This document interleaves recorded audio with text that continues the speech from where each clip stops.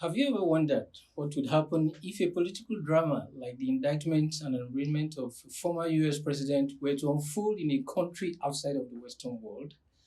Would the response be the same or would it be considered politically motivated? As we watch the unfolding drama of Donald Trump's criminal charges, it is worth pondering what it would be like in a different context and what it says about the rule of law and democracy. Welcome to our discussion today on Deepening the Conversation, a weekly diary of life and politics written by Azu Ishekwene. This week's column is titled Why Trump's Trial Doesn't Make America Special. I'll take that again. Why Trump's Trial Doesn't Make America Special. The article discusses the criminal indictment and arraignment of former US President Donald Trump on April 4, 2023, and compares the American legal system treatment of Trump to what might have happened if a similar scenario occurred in an African country. Azu argues that Trump's presidency was a disaster, but also questions whether the criminal charges against him are politically motivated, given his potential interest in running for the presidency again in 2024. Basically, he raises the questions about the rule of law and political motivation in the US and African countries. Let's interact with Azu about this column and other issues that could broaden the scope of the conversation. You're welcome to the show, sir. Thank you for having me again, Julius. It's a pleasure to be here. Okay, we're talking about what makes Trump special. What do you think readers should take away from this article?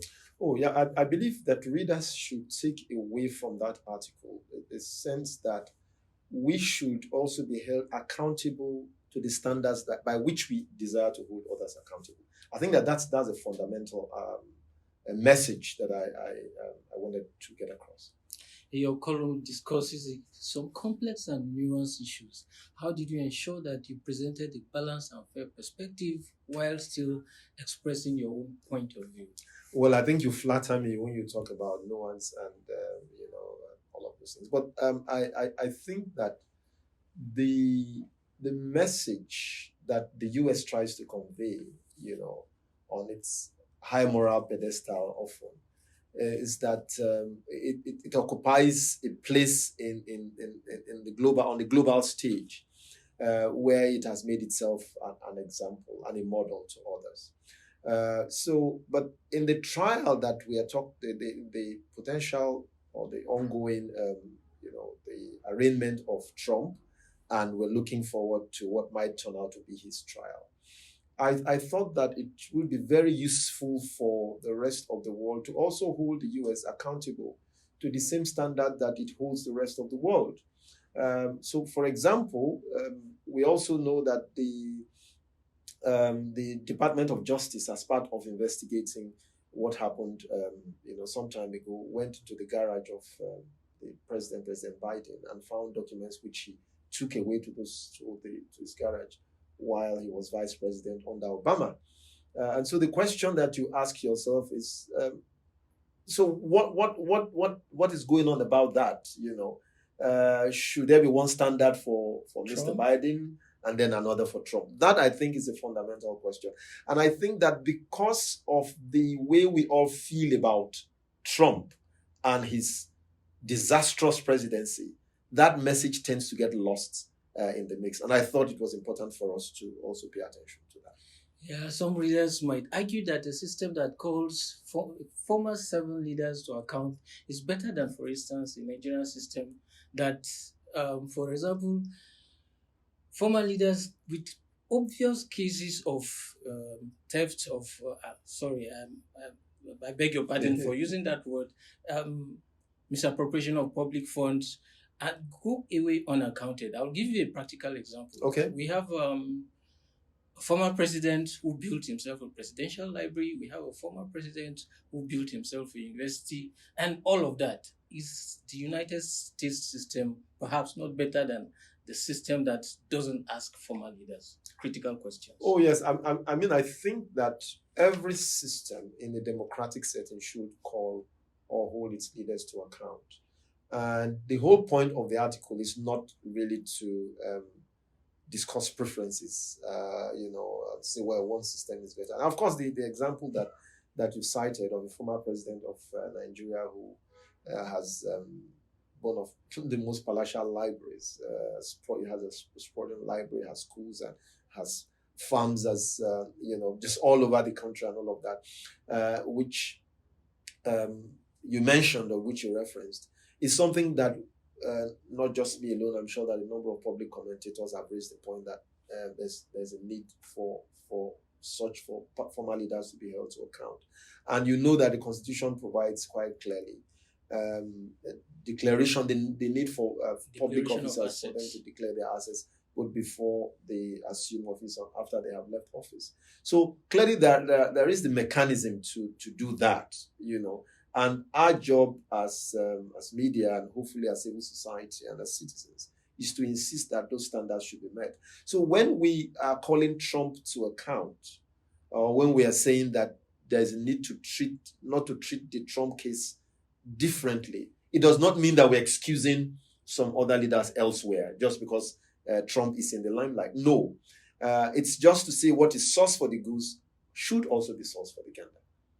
So how do you see Trump making capital out of the trial as he is wont to do, and using it as a launch pad to become the next president of the United States? Well, interestingly, he is doing that already.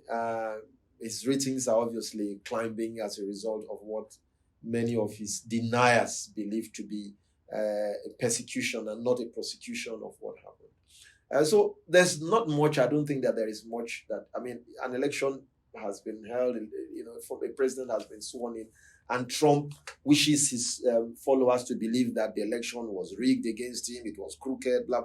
There isn't much you can do about Trump and his crowd, all right? But unfortunately, in a system that doesn't show that it is doing to Mr. A what is doing to Mr. B, will only feed that feeling of persecution on the Trump side, which essentially is the point that I was trying to make. But as to what potentially that could lead to, we'll have to wait and see. We'll have to wait and see. But clearly, it is something that Trump relishes, and I do believe from my heart of hearts that he's going to milk it for all it's worth. On your final note, I will ask, what do you think Nigerian, African, and the world leaders should take away from this rich article you put forward? Well, I don't know whether the article is rich or not, but I think that it is important for us in Africa and in many developing countries, to keep in mind that leaders should be held. And I cited also the example of Senegal. There are many African countries that are facing elections or near elections. And like I also said, if what is happening in the US had happened in either Nigeria or any of those countries, I'm sure that what we'll be hearing will be totally different. But that does not mean or imply that former leaders should not be. We should know that once you offer yourself for public office, you're also offering yourself for the highest level of accountability. And I would hope and pray that African, not just the media, but citizens and society, that we all come together and realize that fair is fair. That really is the message I was trying to get across. And I hope I managed to pass it across. Fair is where we draw the curtains on this show. Conversation with Azu is published on the back page of Leadership newspaper and syndicated in the Vanguard and several online media platforms in Nigeria. It is further syndicated in Argentina, in South Africa, Ghana, Europe, and the United States. If you really want to get the gist between the lines, take a few minutes and read the full content at azuishekwene.com. Be sure to drop your comments, follow, like, and share our page. You won't be disappointed. Thanks for deepening the conversation with Azu. It's been my pleasure to be here. Thank you. See you next time. You can follow Azu at Twitter /AzuIshekwene. Thank you for watching.